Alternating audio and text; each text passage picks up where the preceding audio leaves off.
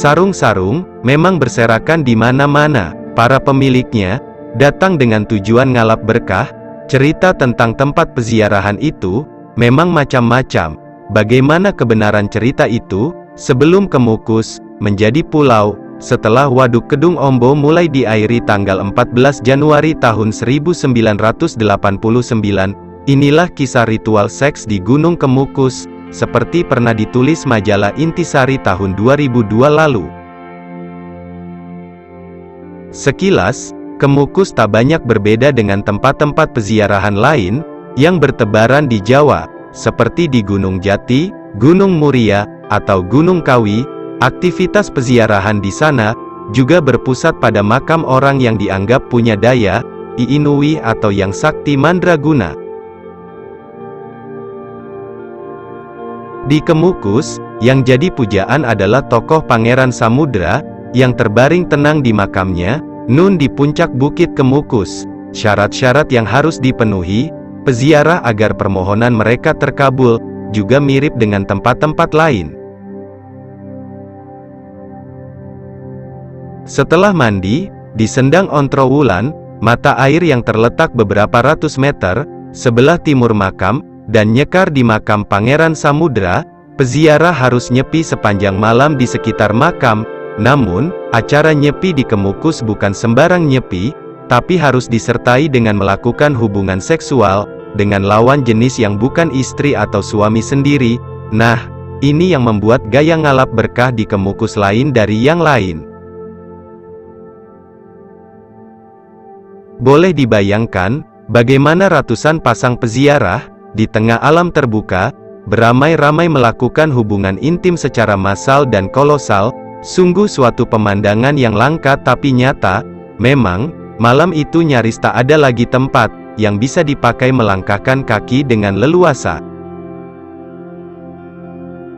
Seolah tiap jengkal tanah di bawah pepohonan di seputar lereng Bukit Kemukus ditutup habis oleh tubuh ratusan pasang pria wanita yang tidur bergulung dalam satu sarung.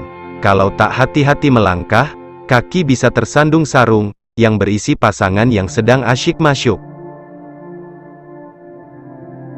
Tingkah laku peziarahan yang ajaib ini bersumber pada mitos tentang Pangeran Samudra yang mirip dengan cerita Oedipus dari zaman Yunani purba atau Sang Kuryang di Jawa Barat, juga hampir sama dengan mitos Jawa lainnya, yakni tentang Ratu Waru Gunung, tokoh yang mengawini ibunya dan punya anak sampai 30 orang.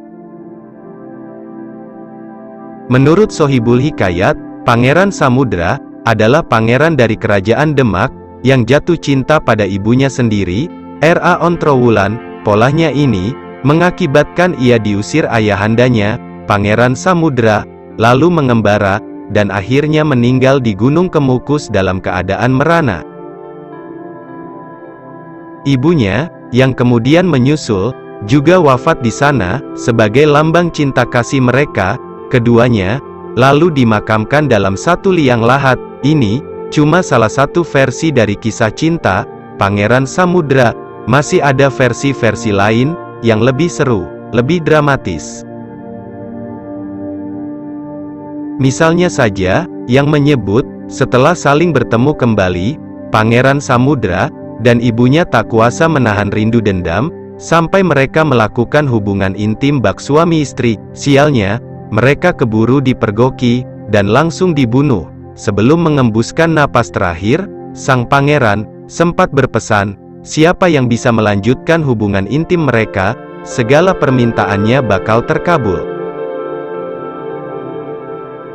Entah versi mana yang benar dan cocok dengan kenyataan. Yang jelas, versi terakhirlah yang paling sering digembar-gemborkan di Kemukus.